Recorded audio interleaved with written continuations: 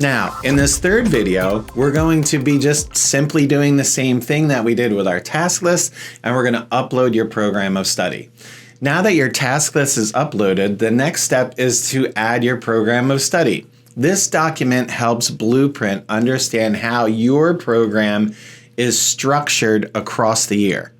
Inside your program workspace, you'll see your program of study upload section.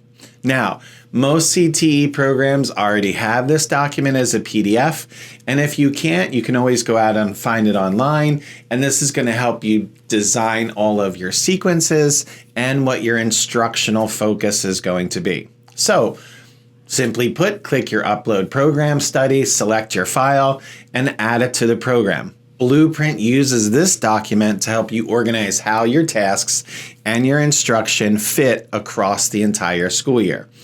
Once it's uploaded, Blueprint can help you organize your year at a glance, all of your planning, anything that has to go inside your instructional blocks and units, and then how tasks will appear throughout the program. Instead of just guessing how to structure the year, you're building from an actual program framework. Now that your tasks list and your program of study are uploaded, you're ready to start building your first instructional block.